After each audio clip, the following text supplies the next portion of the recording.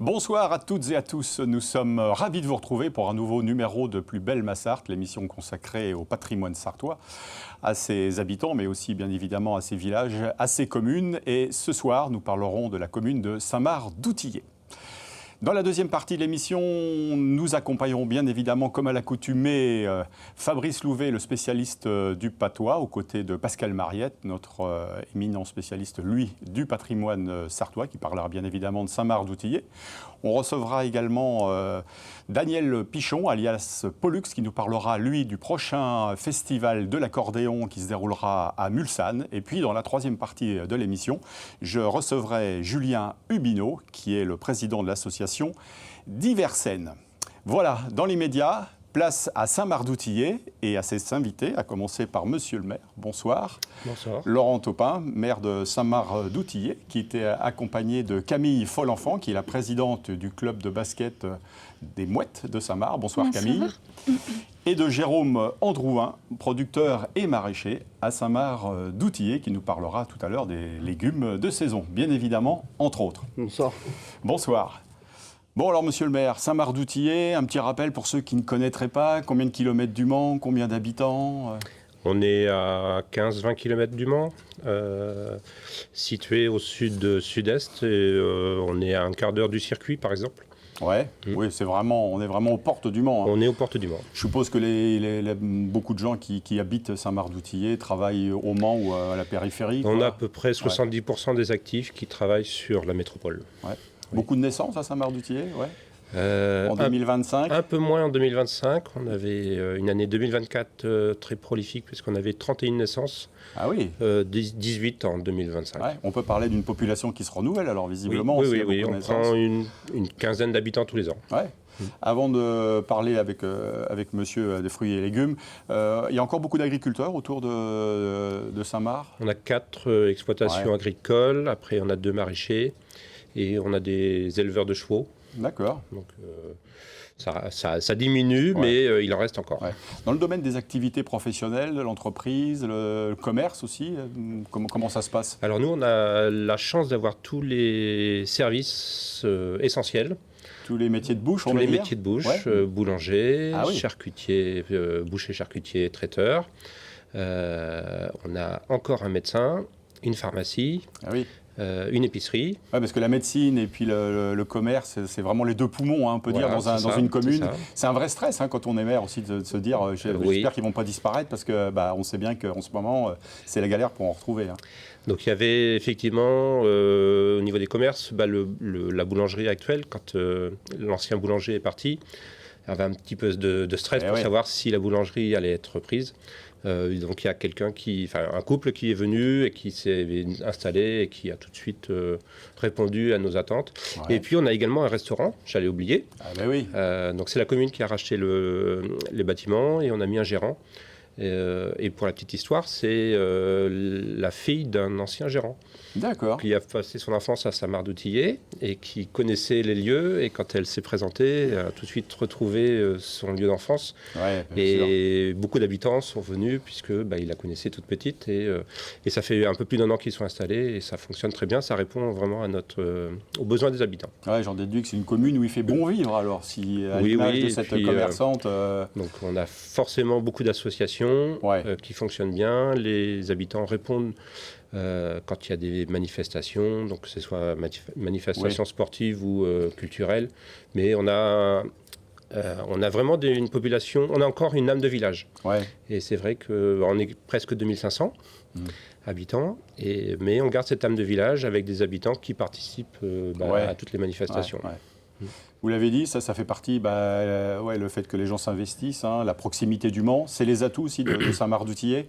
On peut dire que... Alors, on bénéficie d'un environnement agréable, puisqu'on est une commune très étendue, on a 3800 hectares, dont 1700 hectares de bois. Ouais. Donc, ce qui permet en fait d'avoir énormément de chemins de randonnée, des chemins VTT, des chemins pour les chevaux. On a des associations qui viennent faire des randos, mais qui viennent faire le départ sur Saint-Marc, puisque on est tout de suite dans les chemins de randonnée. Et c'est vrai que c'est un atout. Et on reste proche du Mans. Ouais. Ça, ce côté associatif, vous avez parlé effectivement du sport, mais aussi le VTT, randonnée. Ça a été un élément essentiel dans votre mandat, puisque vous êtes maire depuis 14 ans, je crois, de Saint-Marc-d'Outillet. Ça, c'est quelque chose aussi qui vous tenait à cœur, quoi, en tant qu'élu avec votre équipe, parce que c'est aussi un travail d'équipe, on en parlera peut-être. Oui. Mais c'est vrai que quand je suis arrivé au conseil municipal en 2008, et donc la première chose qui a été faite, c'était d'acheter la salle de basket qui appartenait au club des Mouettes, et parce que c'était une des plus froides de Sarthe, je crois. Donc la municipalité a racheté la salle, a construit une nouvelle salle et a rénové l'ancienne pour permettre en fait justement d'avoir un lieu chauffé. Agréable. Et là, on a eu des associations qui se sont développées avec effectivement des lieux agréables où on la voit en photo. Donc c'était Serge Soile, en fait, c'est lui qui avait initié ce projet et qui est décédé en cours de mandat. Oui. Et c'est vrai que ma volonté, c'est de poursuivre ce qu'il avait commencé. D'accord. On va parler de Camille, justement, Folenfant, qui est la présidente du club, du célèbre club des Mouettes, parce qu'il existe... je ne sais pas si vous savez un petit peu l'origine. Depuis 1947, il existe. Oui, c'est ça, ouais. Et donc, vous êtes la dernière élue. Depuis combien d'années vous êtes à la tête du club ? Ça va faire mon 5e mandat. D'accord. Bon, est-ce que le fait que maintenant vous disposiez d'un gymnase ad hoc avec du chauffage, est-ce que ça favorisait justement l'arrivée de nouveaux adhérents ? Oui, sans doute, oui, notamment les jeunes, bien sûr. Mais... Les jeunes, et puis d'avoir 2 salles, parce qu'on a 2 salles de basket du coup, donc ça permet d'avoir beaucoup d'équipes et de pouvoir accueillir beaucoup de monde. Ouais, quand on parle d'adhérents, c'est combien pour se situer un petit peu ? On a 200 adhérents, oui. D'accord. Avec une majorité de jeunes, de petits jeunes, peut-être. Alors on commence de l'âge de 3 ans. D'accord. Jusqu'à notre plus vieille adhérente à 70 ans. Et donc elle pratique encore ? Non, elle fait du basket tonique. En loisir, en basket tonique, on propose plusieurs choses et du coup elle fait du basket tonique. Ouais, justement, vous parlez de propositions sportives ou physiques pour s'entretenir aussi. Ça fait partie des choses qui ont évolué. Il n'y a pas que l'aspect compétition ou compétitif on a développé, on a développé le basket tonique, le basket santé avec la Ruisselet. Qui sont les handicapés de Saint-Marc-d'Outillet. D'accord. On a développé le micro-basket pour l'âge des 3 ans. Et puis on a les loisirs, il y a le baby basket, comme dans tous les clubs qui savent. Au niveau sportif, compétition, l'équipe première, on va dire, garçons et filles. Les garçons sont montés en R2. Ouais. Ils sont au milieu de tableau, donc on est très fiers d'eux. Et ils sont en quart de finale pour la Coupe de Pays de la Loire. Donc c'est très bien. Notre équipe fille première senior est en région 3. Et après, nos équipes jeunes, ça va de la D1 au D3. Ouais. Monsieur le maire, vous avez parlé, ça faisait partie des projets, bien évidemment, c'est le basket. Quels sont les projets, justement, il y a une petite particularité qu'on n'a pas dit, c'est qu'à Saint-Marc-d'Outillet, on n'a pas de terrain de foot. Oui. Il n'y a pas de club. Et donc, les enfants, et donc la salle de basket est juste derrière les écoles. Et donc, quand on est à Saint-Marc-d'Outillet à l'école, quand on sort de l'école, on va faire du basket. Ah oui, bien vu, ouais. Donc c'est aussi l'avantage, la proximité, et puis des encadrants qui sont efficaces et qui savent en fait apporter tous les bienfaits du sport. Bien sûr. Il y avait du vélo aussi, il y avait un bon club de vélo, si j'ai bon souvenir, à Saint-Marc-d'Outillet. Oui, mais il n'y a plus. Il n'y a plus, ouais. Non, c'est à côté, maintenant c'est Brett-les-Pins. Et vous avez 2 sportifs connus aussi à Saint-Marc-d'Outillet, vous saviez ça ? André Feufeu, qui est né à Saint-Marc-d'Outillet, qui est un grand footballeur. Il a joué à Saint-Étienne. Il a été champion de France avec Saint-Étienne à 3 reprises. Ça, c'était les années 70. Bon, paix à son âme, il est décédé. Mais c'était vraiment un grand footballeur. Il a joué au COP après, il a joué à Paris. Il a joué à Saint-Marc. Ouais, voilà. Je pense que, parce que quand je l'avais eu au téléphone, il m'avait dit qu'il avait encore de la famille. Voilà. André Feufeu. Et puis Sylvain Boulet, qui est un pilote des 24 heures, qui est natif de Saint-Marc-d'Outillet également. Voilà, Sylvain qui a dû faire une dizaine de fois les 24 heures. Les projets, donc, on a parlé de cette fameuse salle de basket, cette grande salle de basket avec 2 terrains. Qu'est-ce qu'il y a eu d'autre comme réalisation, on peut dire, sur la commune, dont vous êtes fiers, entre guillemets, le travail accompli? Il y en a beaucoup. Hein. Ouais. La plus belle, peut-être, c'est l'aménagement du bourg. Ouais. C'est un projet que l'on avait retardé pour cause de financement. On a refait tout le centre-bourg. On a essayé de répondre aux besoins des habitants, donc il y a eu des ateliers participatifs, on le voit en photo ici. Donc on a paysagé les rues, on a enlevé tous les trottoirs, on a rendu l'accès prioritaire aux piétons, avec une circulation limitée à 20 km/h. Donc c'est un peu dur à respecter pour certains automobilistes. Oui, comme dans beaucoup de communes. Et puis l'idée, c'est de rendre les commerces accessibles à tous. Ouais. Donc c'était la priorité. Ouais. Et donc ça, c'est une des très belles réalisations. Ouais. Après, ici, on voit le lavoir. Donc ça a été rénové par des bénévoles. On a une association qui entretient notre patrimoine. Donc on a tout un parc de loisirs qui permet de faire les fêtes communales. Et puis dernier projet qui s'est réalisé, je dirais, c'est la création d'un café associatif. Donc c'est un petit commerce qui existait auparavant, qui a fermé en juillet 2024. Ouais. Et les habitants ont décidé de garder ce lieu comme un lieu de rencontre, un lieu de vie. Ouais. Et donc les habitants se sont mobilisés pour créer un café associatif. Qui est ouvert Qui est ouvert le mardi matin, et puis le vendredi soir, samedi soir et dimanche matin, ouvert qu'avec des bénévoles. D'accord. Et on peut être fier d'avoir plus de 750 adhérents. Ah oui. Donc c'est plutôt une réussite. Ah ouais, quand même. Ouais, c'est au Petit Saint-Martien. Ouais, super. Bon, rendez-vous est pris. Le bénévolat, c'est quelque chose forcément dont on a besoin quand on est dans le monde sportif. Oui. Vous êtes sans cesse à la recherche de gens pour parce que c'est vrai que on est tout le temps il y en a à la certains recherche. Qui arrêtent, puis d'autres derrière la relève tardent à venir, on va dire. J'ai de la chance parce que depuis que je suis présidente, j'ai toujours eu la même équipe au sein de mon bureau. Et mes bénévoles, oui, sont toujours là à m'accompagner. Heureusement qu'ils sont là. Ouais. Sinon, on ne pourrait pas vivre. Ouais. Après, on a aussi 2 salariés et un service civique. Ouais. Donc, ça fait beaucoup de monde. Jérôme Androuin, on parle de bénévoles, mais alors vous, c'est aussi sérieux. Hein. C'est une affaire de famille, je crois d'ailleurs, hein, votre entreprise. Je suis né dans le maraîchage, mais par contre, l'exploitation n'est pas familiale. D'accord, c'est vous qui avez... J'ai repris derrière un départ en retraite, j'ai racheté l'exploitation à Christian Fournigaud, qui est très bien connu sur la commune. Oui. Donc ça fait 18 ans que j'ai repris derrière lui. Et vous êtes né à... Moi, je suis originaire de Torré-les-Pins, sud de Sarthe. Ouais. Comment on appelle les gens de Monsieur le maire de Saint-Marc-d'Outillet? Parce que je pense que là, c'est pas évident. Hein. Les Saint-Martiens. Ah, les Saint-Martiens, d'accord. Et les Saint-Martiennes? Oui. Évidemment. Oui. Ouais. Alors parlez-nous un petit peu de votre activité de maraîcher. Hein.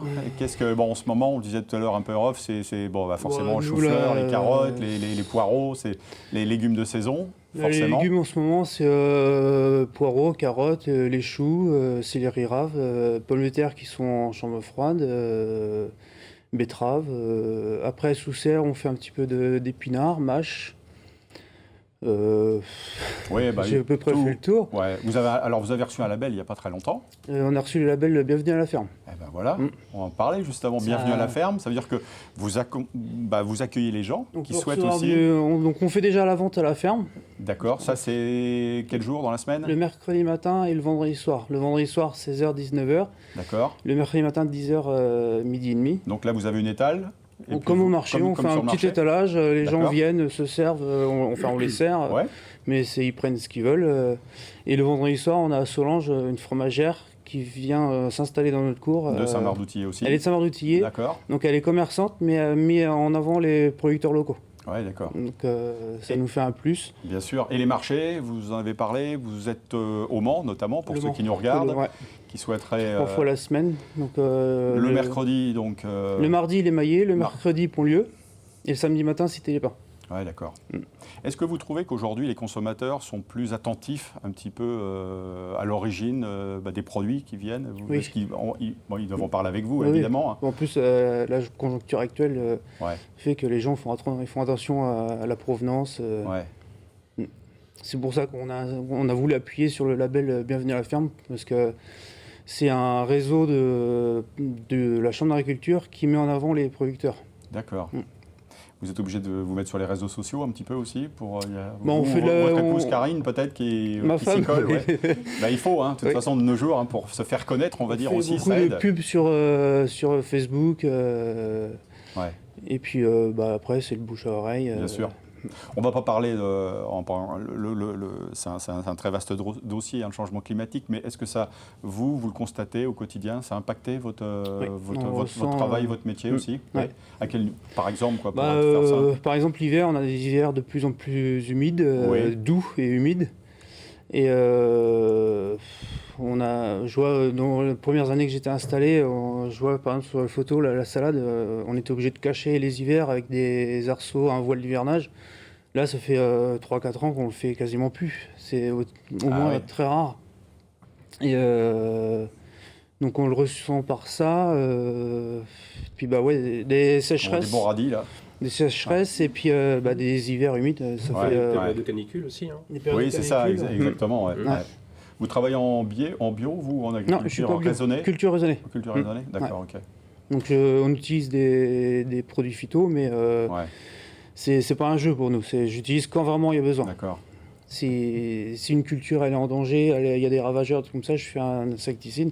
S'il n'y a rien, je ne fais rien. Je ne vais pas faire un traitement pour avoir des légumes plus beaux, pour avoir plus de rendement. Ça, on s'en fiche. Est-ce qu'il y a un pan de ce que vous faites, du travail que vous effectuez, qui est un petit peu méconnu des gens? Vous dites que les gens ils ne peuvent pas imaginer que ça se passe comme ça. Vous aimeriez... justement, on organise des portes ouvertes tous les 2 ans. D'accord. Donc on fait visiter l'exploitation. D'accord, pour que les gens se rendent compte. Après, nous, à la base, c'est un plaisir de montrer ce qu'on fait. Bien sûr.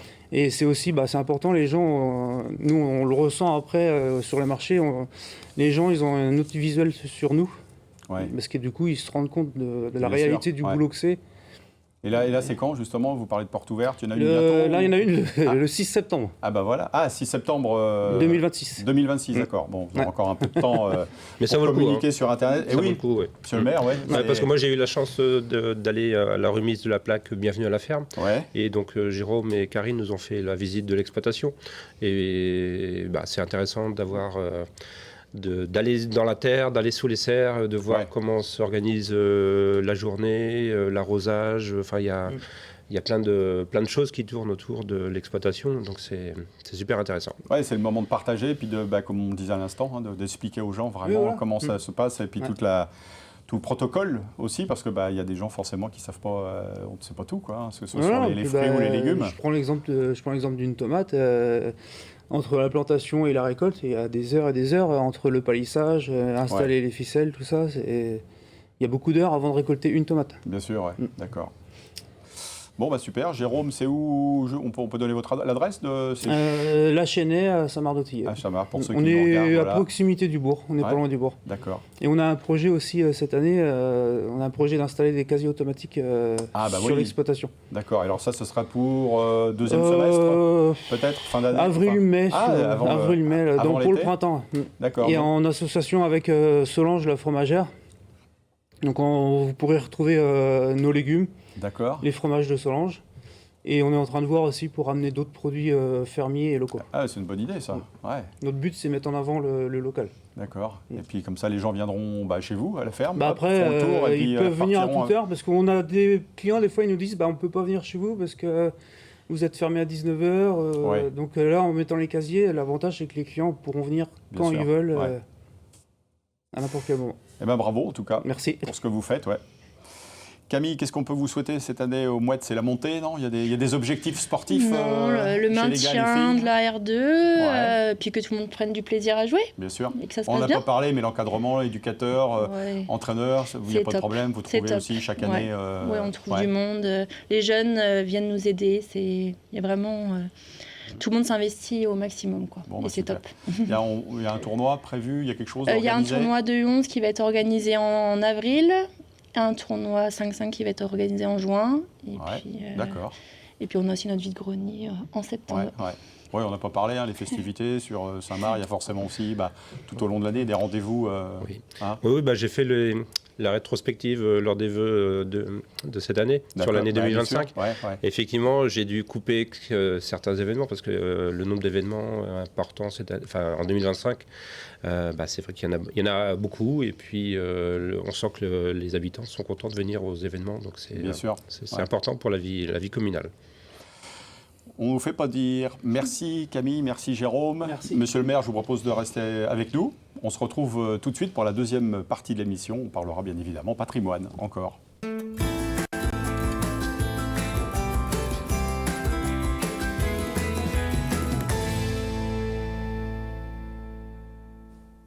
De retour sur le plateau d'LMTV Sarthe, nous sommes en direct et nous parlons ce soir de Saint-Marc-d'Outillier avec son maire, bien évidemment, Laurent Taupin, que l'on va retrouver dans quelques instants pour parler patrimoine. À ses côtés, Fabrice Louvet. Bonsoir. Monsieur Patois, monsieur Eulat ce soir. Daniel Pichon, bonsoir, alias Pollux, pour nous parler du festival de l'accordéon national qui aura lieu le 1er mars à Mulsanne. On en parle aussi tout à l'heure, bien évidemment. Et l'inénérable Pascal Mariette pour revenir sur le patrimoine de la commune du jour, à savoir Saint-Marc-d'Outillier. Oui, alors Saint-Marc-d'Outillier, pour moi, c'est une commune où il y a des espaces naturels. C'est vraiment, il y a beaucoup de bois, c'est très boisé, du pin, effectivement. Il y a du sable, etc. Mais c'était vraiment, au niveau agricole, c'était très pauvre au départ. On est sur les sols pauvres du Maine, on peut dire. Mais il y a quand même des gens comme quoi qui peuvent faire aussi, comme Jérôme, qui fait du maraîchage, donc comme quoi l'agriculture peut fonctionner aussi. Donc quelques images rapides du bâti avec des images, voilà, c'est un petit peu l'ambiance pour moi, c'est des images de Saint-Marc-d'Outillier telles qu'on se balade, on peut zoomer, il y a encore des restes de jolis bâtis traditionnels et sur toute la commune on va trouver des traces de ce bâti traditionnel, même dans le bourg, vous avez gardé le style sartois, du sud Sarthe. Là vous avez une très jolie fuite juste à la sortie du bourg, c'est à la fontaine d'Outillier, c'est une jolie fuite, un pigeonnier tout simplement, qui dépendait d'une ferme. Juste à côté, il y a aussi autre chose, il y a à quelques mètres, il y a une jolie gloriette qui reste dans un... Là, c'est la fuite telle qu'on la connaît. À l'intérieur, il y a les petits trous là. Voilà, ces jolies gloriettes aussi qui ressemblent beaucoup aux maisons de vigne. Alors, je pense, une ancienne maison de vigne. Je ne sais pas si c'est la gloriette où on allait s'isoler pour aller lire un bouquin, mais c'est ce genre de petit patrimoine qui est intéressant à garder. Il y a un impressionnant bâtiment juste à côté de l'église. Alors là, par contre, monsieur le maire, vous pouvez peut-être m'aider. Je ne sais pas si c'était une propriété ou une école. C'était une propriété de la commune. D'accord. On l'a acheté il y a un peu plus de 3 ans. Alors c'était un ancien collège-lycée, voilà. Dans les années 1830. Je pensais à une école, ouais. Donc on l'appelle la maison du docteur Poix. Donc elle a un historique assez fabuleux et l'idée c'est de la faire revivre. Donc il y a un parc de 3000 m² derrière. On l'a fait visiter lors des journées du patrimoine et les habitants étaient super contents de retourner voir l'état de la maison. Ouais. On continue autour de l'église, on va voir le presbytère, on l'a vu tout à l'heure en image. Et puis si on tourne derrière l'église, il y a encore une autre maison, c'est celle-ci qui est très intéressante. Je vous parle de l'église, mais on parle de l'église Saint-Médard maintenant. L'église Saint-Médard, alors là vraiment c'est un bâtiment tout en hauteur qui est assez intéressant. Et quand on s'approche, eh bien déjà les portes, il y a une porte d'entrée romane. On voit la porte d'entrée qui est dans l'axe, qui est une jolie porte romane en roussard, puisque le roussard est vraiment dominant sur toute la façade. On retrouve même ces petites pierres de réemploi. Et puis si on tourne... Et on voit Saint-Médard. On voit Saint-Médard, oui. Ah oui. Oui. Et donc si on zoome sur l'autre porte, on a deux portes Renaissance, on en a une de ce côté-là, on voit les blasons qui étaient de chaque côté. Et puis de l'autre côté de l'église, derrière, on a une autre porte aussi, où on retrouve 2 blasons. Et on est vraiment dans l'esprit de la Renaissance. Mais si on regarde un petit peu plus loin, donc ces pierres de roussard qui en font... C'est vraiment de la récupération, c'est vraiment les pierres pauvres de ce secteur. Mais si on regarde de l'autre côté, voilà, on va regarder, vous voyez, il y a un soubassement roussard, mais si on s'approche d'un contrefort, voilà, on va zoomer sur ce contrefort et on voit qu'on réutilise des réemplois pour construire. Et on réemploie quoi? Des pierres sculptées. Alors qu'est-ce que c'était? C'était peut-être des pierres de sarcophage. Vous avez une autre pierre aussi qui sert de marche, qui est un couvercle de sarcophage. Là, on voit une pelle, on voit des choses un peu étranges qui ont été sculptées dans la pierre. On est vraiment dans du réemploi. On rentre à l'intérieur, et à l'intérieur, on va essayer de faire une petite visite rapide à l'intérieur de l'église de Saint-Médard. Et là, on a des choses intéressantes. Vous regardez de chaque côté de l'autel, on a deux sculptures. On a une Pietà à droite, voilà la Pietà, 18e siècle. De l'autre côté, un Saint-Sébastien aussi du 18e siècle. C'est une visite rapide. On a même un joli vitrail à l'intérieur qui représente une adoration de la Vierge. Et puis donc un autel tout simple. Et puis si on fait un petit tour, on a voilà le vitrail. Et puis on a une tribune en bois et une jolie chaire en bois. Voilà la tribune au loin. La chaire qui est juste à droite. Autre patrimoine important, c'est quand même le château de Segré, parce que le château de Segré, c'est quand même un magnifique château 18e qui est reconstruit sur un ancien site féodal. Et donc là, c'est vraiment impressionnant. Hein, c'est vraiment, il est entouré de douves. Actuellement, les douves sont en cours de réparation, on va dire. On est en train de, je pense qu'il y a un problème peut-être d'étanchéité. Problème de fondation, d'étanchéité, voilà. Oui. Donc sur la photo, vous avez 100... Il n'y a pas d'eau dans les douves. Et puis j'ai mis une photo que j'ai retrouvée un peu plus loin où on voit qu'il y a de l'eau. Voilà, c'est une autre époque où il y avait moins de soleil, où on a vraiment le château avec de l'eau au pied. Et alors ce château, il a une histoire toute simple. Il a été surtout une maison de repos, de convalescence, avant l'arrivée en 2006 d'un centre, on va dire, de méditation bouddhiste, tradition, paraît-il, Kadampa. Alors ça, je ne sais pas trop. Je confirme, c'est Kadampa. C'est Kadampa, voilà. Et donc, je vous propose, n'hésitez pas à y aller parce que c'est assez ouvert, c'est ouvert au public. Il y a une boutique, c'est très ouvert sur le monde. Si vous avez envie de méditer, n'hésitez pas. Ça vous permet de voir le beau château et de peut-être d'y trouver aussi une certaine spiritualité, comment on pourrait dire. Avec un projet important, puisqu'il y a un permis de construire qui vient d'être déposé pour la construction d'un temple. Hein. Génial, très bien. Donc derrière le château, un temple qui fera 42 mètres sur 42 mètres. Ah oui, oui c'est pas Oui, c'est quelque chose d'important, parce on est le centre national de la Fondation Kadampa. Okay. D'accord. Oui. Donc c'est vraiment... allez voir, c'est charmant. Autre chose historique, alors là, gamin, j'y allais souvent en vélo, ça m'a permis de revoir pour faire l'émission, c'est Grandmont. Grandmont ou Gramont, mais pour moi c'est Grandmont parce que c'est l'ancien prieuré de Grandmont. Il y a un chemin de randonnée pour y aller. C'est vrai que c'est un chemin, c'est pas vraiment une route très carrossable, on va dire, mais c'était un ancien prieuré qui remonte au XIIe siècle, qui a été fondé et aidé par notre cher Henri II Plantagenet, né au Mans, donc roi d'Angleterre, ne pas l'oublier.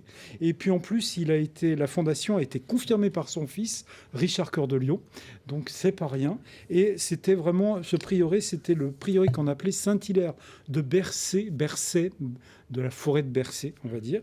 Et surtout, il a subi, évidemment, à la guerre de 100 ans, les Anglais l'ont occupé, les Monceaux l'ont brûlé. Ensuite, il a été reconstruit après la guerre de 100 ans.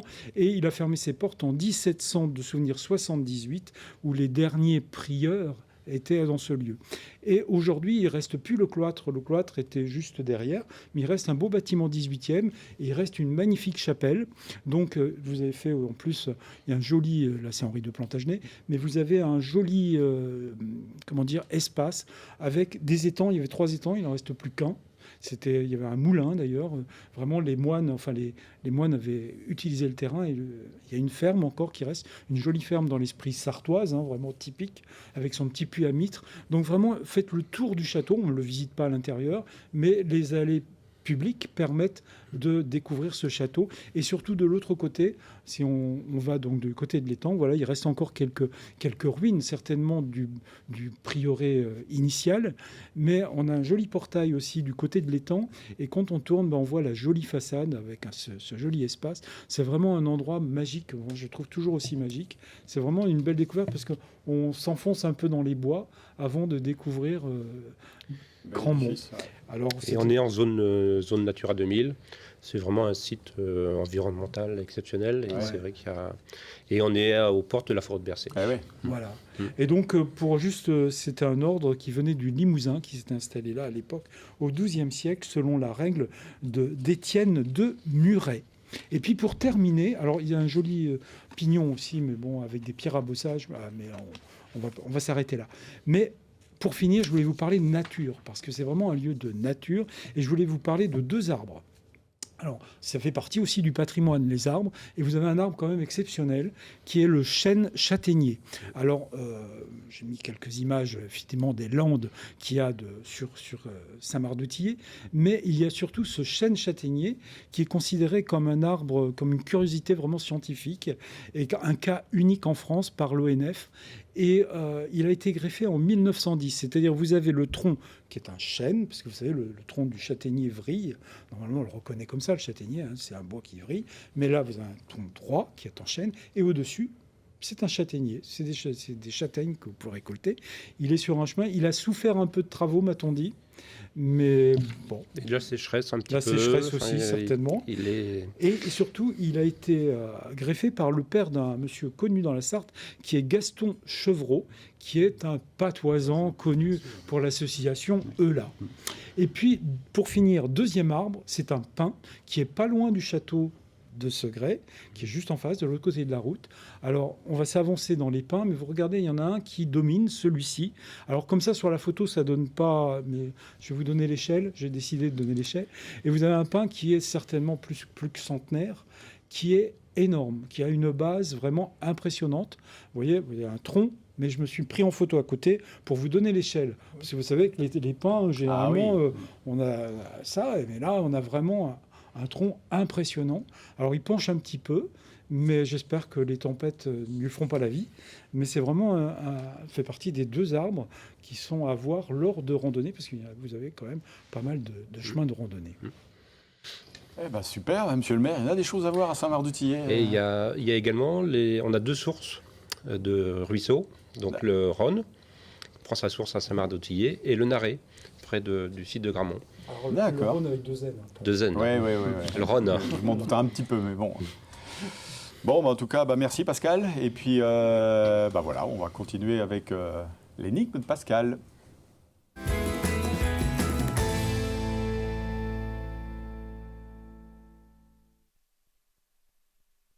C'est qu'il y a un centre naturiste. Et centre naturiste après Ardennais, ils étaient installés à Ardennais. Donc c'est l'association qui s'appelait le Club du Soleil, et ensuite c'est devenu les naturistes sartois, qui se sont installés à Saint-Marc-de-Tillet en 2002. Et depuis combien d'années, alors la question c'était ça, c'est depuis combien d'années au moins existe cette association? Alors c'est à vous de deviner. A, je vous propose plus de 70 ans. B, plus de 60 ans. C, plus de 50 ans. Ou D, plus de 40 ans. En Sarthe, donc. En Sarthe. Okay. Alors, avant, c'était à Ardennais. Oui. 2002, c'est arrivé à Saint-Marc. Allez. Daniel, une petite idée? Franchement, au hasard? Non, au hasard, 50 ans, mais... 50 ans. Oui, je ne suis pas, Monsieur le maire, je suis pas connaisseur. Non, pas, ça va être comme nous. Moi, je dirais 60. 60. Oui, moi aussi, 60. Eh bien, c'est plus de 70 ans. L'association a été créée dans les années 1951, 52, 53. Ils ont eu le terrain d'Ardennais en 54 et ils se sont installés chez vous parce que je crois que le propriétaire du lieu-dit le foulerait à Ardennais, ne pouvait plus les accueillir et donc ils sont arrivés chez vous. Ils ont un grand terrain, plus de 2 hectares, 3 hectares, je crois. Et donc, voilà. Donc, si vous voulez aller faire une expérience, vous pouvez aller faire de la spiritualité intellectuelle, méditation au château, et si c'est pour le corps, vous pouvez aller au centre naturiste. Voilà, parfait. Et après, on va jouer au basket. Voilà. Je crois qu'ils font une porte ouverte fin mai. D'accord. Voilà, le message est passé.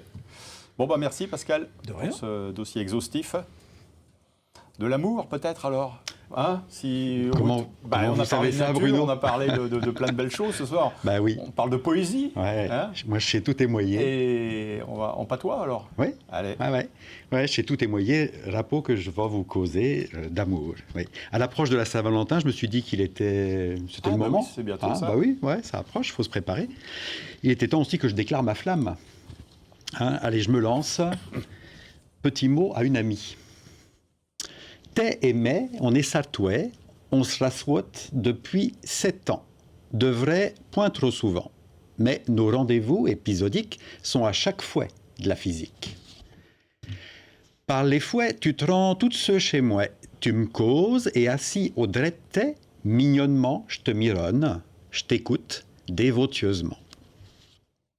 Et puis, par les fouets, tu m'ercevouais dans ton petit chétet. Là, c'est moi qui cause dans le parler d'ici. C'est ben chaleureux, lumineux et rembordelé de vie. On s'y retrouve avec des amis. Il y a le Bruno, il y a le Pascal et d'autres invités aussi. Je sais point de crainte de départager avec tes chérigodeurs et moyers. Ça me fait rien, je sais point jaloux. Rapport que je veux seulement que tu restes avec nous. Tes conversations sont riches, ton éduquement est étendu, tous les sujets te sont connus. Là, de frais, t'as failli parti. On est passé à ça du pire. Depuis, j'en compris que pour durer, t'as affaire à notre présence. Faut qu'on t'écoute et qu'on t'encense. Que notre amour platonique, profond, sincère, unique, de corps grammant. Ta chaîne est un tiret puissant, et y être enficelé est un piési ben grand. Bon vent, ma LMTV. Allez, je t'aime ben comme t'es. Bravo, bravo Fabrice, parce que déclarer sa flamme comme ça en patois, Pollux, vous avez tout compris, vous? Il a fallu un peu... Complètement, ouais. C'est ça, ouais. Oui, même si c'est pas tout à fait mon patois d'origine. Mais bon. Il y a plusieurs patois en sarthe. Ouais. Eh bien oui, il y a plusieurs mots, les prononciations ne sont pas forcément les mêmes, il y a des mots qui peuvent changer d'un coin à l'autre de la Sarthe, mais on se comprenait quand même. Tout à fait. On a à peu près tout compris, ou le sens, on a compté, le sens bien évidemment du propos. Ça va donner du vocabulaire aux amoureux sartois qui vont devoir déclarer leur flamme. Alors j'ai préparé aussi quelques petites phrases. C'est le sartois d'amour de Rso, c'est-à-dire étape par étape. Pour commencer, il y a longtemps de ça, vous avez été assauté de Kiouquin. Qu'est-ce que ça veut dire d'être assauté de Kiouquin? Alors là, costaud, là. Épris de quelqu'un. Ah, voilà, okay. Vous avez été épris de quelqu'un. Ouais. C'est étape par étape, donc on va y aller progressivement. C'était un ardel ou un ardo, peu importe. Qu'est-ce que c'est qu'un ardel ou un ardo? Si vous avez été épris de quelqu'un, c'était soit un gars ou une fille. Un gars ou une fille, une fille, ardel ou un garçon. Voilà, ouais. Rapidement, vous êtes devenu un chérigodeur ou une chérigodeuse. Vous êtes épris de quelqu'un, garçon ou une fille, et vous en êtes devenu amoureux épris. Voilà, c'est ça, un amoureux empressé même. Ouais. Votre ardel ou votre... Évidemment, nous parlons ici d'amour, pas de place pour les fumeliers et les gigouinces. Ah, les fumeliers. Les coureurs de... Voilà, les coureurs de jupons ou de pantalons pour les gigouinces. On dit une femelle, une coureur de... Alors la femelle, non. La femelle, ça peut être c'est pas péjoratif, c'est la fille, la femme. Voilà, mais c'est pour ça. Mais fumelier, là, dans ce sens-là. Qui court après les filles. Ouais, c'est ça. Ouais, c'est ça. Vous avez bien entendu commencer à jolifter. Jolifter. Oh, ça se fait plus beaucoup. Non. Faire la cour, compter fleurettes. Oui, j'allais dire draguer. Oui, c'est ça. Voilà. Pour cela, vous avez alousé à outrance. Exagéré. Oui, exagéré, c'est faire des compliments, flatter, effectivement, en exagérant un petit peu. Peut-être avez-vous osé d'un commun accord vous chérigoder, pioter d'un commun accord. Hein, oui, vous touchez ou alors, je n'irai pas jusque... oui, ça peut être ça. Mais moi, je pensais embrasser, câliner, simplement. Oui, embrasser, ouais, c'est ça. Ouais, c'est ça. Vous avez alors emprunté le chemin des promesses.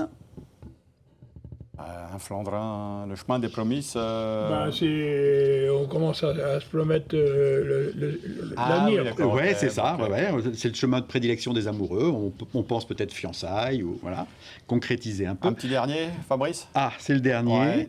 Alors rapidement, votre ardel ou votre ardo est alors devenu votre Flandrin ou votre connaissance, c'est-à-dire votre fiancé. Et la dernière étape étant, si chacun le souhaite, de naturer, mais là, pas besoin de traduction, chacun aura compris. Super. On connaissait l'amour courtois, maintenant vous connaissez l'amour sartois. Bravo en tout cas, on a encore appris plein de choses ce soir. Et comme je dis toujours, le plus dur c'est de pouvoir retenir tout ça. Il faut se repasser l'émission. Je sais bien.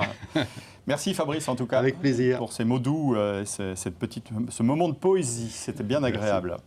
De la poésie, on va passer, bien sûr, il en est question aussi dans l'accordéon. Absolument. Mon cher Daniel, vous revenez du festival de Termignon.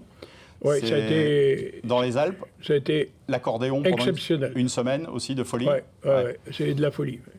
Donc c'est une bonne inspiration. C'est le bon air avant d'organiser la prochaine échéance, ça va être le 1er mars, à Mulsanne. La combienième édition du festival? Alors on a commencé en 1984. Et ouais, donc faites les comptes. Ça date un peu.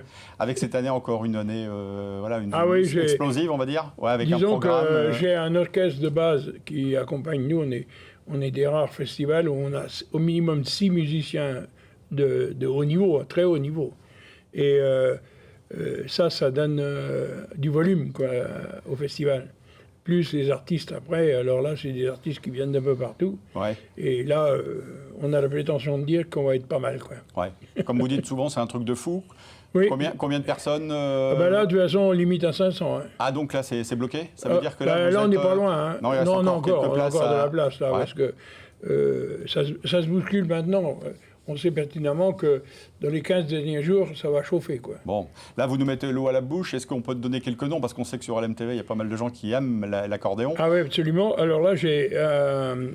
donc l'orchestre, c'est Mathieu Barbier, hein, c'est de l'Aveyron. D'accord. On a Julien Lecatelli, qui est déjà venu une fois, qui est à la frontière suisse, il est du Doubs. Hein. Nicolas Puchemaille, qui va faire l'accordéon, la cabrette, enfin, il va faire un peu du folklore et de la danse, hein, parce que c'est leur truc, avec Benjamin Magic.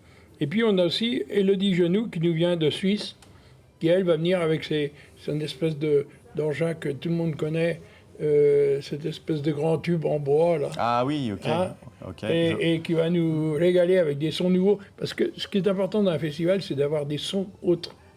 Hein, on va avoir à la fois de la cabrette avec les garçons, là. Puis on va voir ça, on va voir d'autres choses encore. Ouais, vous ne restez pas dans les deux pieds dans le même sabot, comme on dit. Hein. C'est aussi l'objectif, c'est aussi de faire découvrir des choses. Parce qu'on a à peu près 50% des gens qui ne dansent pas. Ouais. Ils ont dansé, mais comme ils ont pris un peu d'âge, comme moi, et ils sont là aussi pour le spectacle. Et donc on est obligé de les distraire. Et ça marche du tonnerre de feu, parce que c'est la folie. Honnêtement, ça va être un truc de fou, comme tu dis. Ouais, c'est ça. Les horaires, ça commence quand? C'est le dimanche. Hein. Ouais. On ouvre les portes grosso modo à midi moins le quart. D'accord. Peut-être un peu, 5 minutes, 10 minutes avant, on ne sait pas si on est prêt. Et on finit 19h30 par là, aux environs. D'accord. Et puis ça se passe bien. Pour ceux qui souhaiteraient encore s'y rendre, dépêchez-vous, hein, parce qu'il n'y a plus beaucoup de place. C'est combien l'entrée? Il y a un repas également, je crois. Oui, absolument. On fait l'entrée, c'est la même. Les tarifs, c'est les mêmes depuis 6 ans. Parce qu'on a la grande chance d'être aidé par le conseil départemental. Ça nous permet de garder des tarifs au bas. On est les plus bas de France. Hein. Ouais. Ah, oui. On est à 20 € pour l'entrée. Alors, compte tenu du spectacle, ça va, quoi. C'est pas... Et le repas, c'est 15 €. Alors, vous voyez, ça reste... on reste honnête, quoi. Ouais. La philosophie de l'organisation, c'est aussi de faire connaître des gens qui ne sont pas forcément extraordinaires. Sons. Vous plaisez aussi à inviter des sons, bien sûr, mais aussi des gens, des personnes, des artistes qui méritent... On a découvert des jeunes que j'ai réussi à faire passer dans les grands médias et qui font une carrière assez sympathique, mais ils sont encore jeunes, donc... faut qu'ils aillent tranquillement, quoi, parce que faut se méfier. Hein. Oui, il y a aussi des pièges. Je les conseille qu'il aille tranquille. Piano, c'est ça. D'accord. Ils ont les études aussi. Hein. Oui, aussi qu'il faut. Mais non, on s'éclate vraiment dans ce milieu, parce que je vois là, je viens de terminer, on a fait 6000 personnes sur la semaine, quoi. Donc c'est un truc de... dans un village de 450 habitants, il faut quand même le dire. Ouais, mais là aussi, c'est un festival qui est ancré aussi aujourd'hui, maintenant. 25 ans. Hein. Voilà, 25e aussi, pareil. Voilà, il y a sûrement des habitués qui reviennent. On avait des Serbes, on avait des Autrichiens, une Belge, des... c'est déjà pas mal, quoi. Ce sont peut-être des gens qu'on verra l'année prochaine à Mulsanne. Non, parce que là, déjà, les Serbes, ils viennent de Vienne, en Autriche. Ah, d'accord. Ça fait un peu plus... Il y a un peu plus de route, quoi, c'est ça que vous voulez dire? C'est 1003 km. Hein, d'accord. Ils me l'ont bien précisé. Ouais, okay. Bon, super, on a tout dit, ou presque, hein, sur Mulsanne. C'était histoire de mettre un peu l'eau à la bouche à tous ceux qui nous regardent. Alors, je pense que vous verrez... il se dit que vous verrez les extraits sur LMTV. Ah, super. Donc, comme je pense que vous allez voir aussi des extraits sur Termignon, tout ça, ça se met en place. Bon, super. Parce que nous, c'est filmé, hein, tout est filmé, avec des gens de qualité, des professionnels, hein, et qui sont des amis, et qui sont comme moi bénévoles. Ouais, on a parlé de réseaux sociaux, j'ai vu que d'ailleurs sur certains réseaux sociaux, vous passiez en direct d'ailleurs. Ah, tout en direct, j'ai bien tout vu ça, en direct. Ouais. Et au niveau des bénévoles, on sait pertinemment que sans les bénévoles, enfin tout le monde le sait, nous on a la chance d'avoir une équipe de bénévoles qui y va à fond, quoi. Ouais. L'accordéon n'a pas de frontières. Merci Daniel Pichon, alias Pollux, d'être passé nous voir. Écoute, Ce fut un grand plaisir. On a vu les images d'ailleurs de Mulsanne. Monsieur le maire, merci d'avoir participé à l'émission. Merci de votre invitation. D'avoir mis Saint-Mardoutillé en évidence. Fabrice Louvet, à bientôt. Merci aussi. À bientôt. Hein. Merci. Et puis Pascal, la semaine prochaine pour la de semaine nouvelles prochaine. aventures. Merci, on se retrouve dans un instant avec Julien Hubineau, le président de l'association Diversen. Restez avec nous, à tout de suite.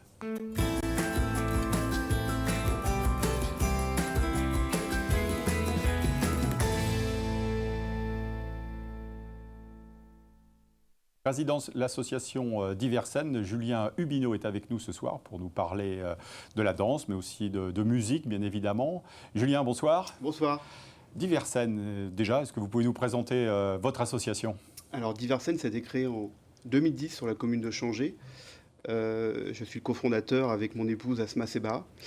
Et l'idée du début, c'était de créer des spectacles, tout simplement, puisqu'elle est prof de danse, et elle était prof de danse sur plusieurs lieux, sur toute la Sarthe. Et on s'est dit, on va créer une structure pour créer des spectacles de danse, mais qui vont réunir tous ces élèves les plus motivés, en fait, pour faire un projet commun. Et au démarrage, c'était ça l'association Diversen. Et petit à petit, cette association a muté. Il y a des nouvelles personnes qui sont arrivées avec des nouvelles idées. Et aujourd'hui, l'association, c'est bien sûr on a créé des cours de danse, ces ateliers danse du monde qui se déroulent de façon hebdomadaire sur la commune de Changé. Et on a créé un festival, le festival Diversen. On a gardé le nom, on n'est pas très original, mais bon, en général, ça fonctionne. Hein. Et on a créé ce festival, et là, on est à la 12e édition qui a débuté il y a 15 jours sur la commune de Changé, mais on est aussi nomade. On n'a pas notre salle à nous, et on bouge un petit peu de commune en commune. Tarab Roots, c'est ça le nom de l'édition 2026? Tout à fait. Tous les ans, on a une thématique différente et on lui donne un petit nom parce que il faut qu'on arrive à bien identifier, non seulement par le nom du festival, par la thématique et puis l'affiche que vous voyez, où on arrive à faire des affiches assez percutantes et qui donnent envie, en fait, au moins de regarder ce qui va se passer. Et Tarab Roots, le tarab, c'est un mot arabe qui parle de musique, de la trance de la musique, en fait, que peut provoquer la musique du Maghreb. Et Roots, c'est de l'anglais racines, des racines, donc les racines de la trance, en fait. On l'a appelé comme ça. On n'a pas voulu l'appeler, parce que c'est une forte consonance maghrébine, cette édition-là. On n'a pas voulu rentrer dans le cliché de Maghreb United, Maghreb, etc. On a voulu changer un petit peu et parler de cette culture et de cette affluence musicale d'une façon différente. Voilà. Ouais. Alors on va parler justement de la programmation, après Changé, cap sur Coulennes, hein, c'est ça, à la salle Henri Salvador. C'est ça. C'est le week-end prochain. C'est le week-end prochain. Samedi ou dimanche? C'est samedi soir. C'est la deuxième collaboration qu'on a avec la ville de Coulennes. Puisque, comme j'expliquais tout à l'heure, nous on est basé surtout, on est changéen, et on fait des collabs avec le centre François Rabelais et également avec la ville de Changé. Mais là, c'est la deuxième année qu'on fait une collab avec la ville de Coulennes. Ça s'est très bien passé l'année dernière, et cette année, on fait venir un groupe qui est assez connu pour les mélomanes, qui s'appelle Gnawa Diffusion. Gnawa Diffusion, c'est un groupe qui a une trentaine d'années, qui est emmené par son leader charismatique, Amazir Keteb. On est super content de les faire venir parce que c'est vraiment une belle tête d'affiche pour nous. C'est quel style de musique? C'est de la musique Gnawa, musique du Maghreb. Entraînante, du tarab, de la trance. Super. Mais pas que, on a des moments un peu plus calmes. C'est quelqu'un qui est très engagé, qui a une belle parole en fait de paix. Et c'est intéressant de le faire venir dans ces moments un peu tumultueux. Ouais, c'est une programmation multigénérationnelle et multiculturelle aussi, hein, c'est ça? Oui, c'est ça. Telle est votre volonté aussi? Alors, c'est notre volonté, mais en fait, on ne le décrète pas. Non. Mais on arrive à faire venir un public complètement, comme vous disiez tout à l'heure, multigénérationnel. J'ai été surpris, il y a 15 jours, on a fait une soirée électro Maghreb Berrichon. Donc vous voyez un peu le mix qui est assez sympa. Et on avait vraiment un public qui était complètement multigénérationnel. On avait des têtes blanches et on avait des petites têtes blondes. Voilà. Ouais, donc, et tout ça vivait dans une soirée électro. Ouais. Voilà. Et on voyait tout le monde danser et c'était extraordinaire. Avec des artistes internationaux et peut-être des artistes locaux aussi. Oui. Alors, on n'a pas cette étiquette de se dire il faut absolument faire du local ou absolument faire de l'international. On va jouer surtout sur du coup de cœur. Voilà. On va quand même essayer de taper sur une tête d'affiche qui va nous parler et après on va travailler tout un projet autour. Et effectivement, si on a l'artiste qui peut convenir au niveau local, et ben on va l'aider peut-être à se lancer aussi à travers le festival. On a parlé de la musique, il y a aussi l'atelier danse, c'est ça, vous me disiez le changer au départ, et puis au mois de mars, il y aura aussi de la danse, spectacle. C'est ça. En fait, on a les ateliers danse du monde, donc les cours hebdomadaires, mais on va donner à travers le festival un stage de danse du Maghreb, fait par Asma Sebara, qui est prof de danse en danse du monde. Mais il faut se dépêcher parce qu'il ne reste plus que 2 places. Donc les places sont disponibles sur notre site diversel.fr, mais il ne reste plus que 2 places. Il va falloir se dépêcher. On va se dépêcher nous aussi, Julien, je suis désolé. Il y a un tarif là aussi. Vous avez souhaité rester un tarif assez bas, justement. Oui, c'est le but. Alors, on trouve des partenaires, on fait du partenariat, du mécénat. Pour dimanche prochain, justement. Pour dimanche prochain. Enfin, samedi prochain. Samedi prochain, pardon. Vous voulez le mettre dimanche. Samedi prochain, avec la ville de Coulennes, bien sûr. Et je finis juste sur la clôture du festival, où on fait une grosse clôture avec également une tête d'affiche, avec l'Orchestre National de Barbès à Changé, au centre François Rabelais. Et là, ça va partir, pareil, dans de la musique alaoui, gnawa, rock. C'est vraiment... voilà, ça va être multigénérationnel, multiculturel, cette édition. Et on a, pour finir, conférence au mois de mars, conférence d'Asma Sebara sur les danses du Maghreb, une conférence gesticulée qui aura lieu à la Falle, rue Béranger. Voilà. Bon, voilà, rendez-vous est pris aussi. Écoutez, merci Julien d'être passé nous voir. Rendez-vous donc samedi à Coulennes, déjà, pour un premier aperçu pour ceux qui ne connaîtraient pas. Dépêchez-vous, il ne reste plus beaucoup de place. Merci à vous de nous avoir suivis. On se donne rendez-vous la semaine prochaine pour un nouveau numéro de Plus belle Massart. Nous serons du côté de Mansigné. Bonne fin de soirée. Au revoir.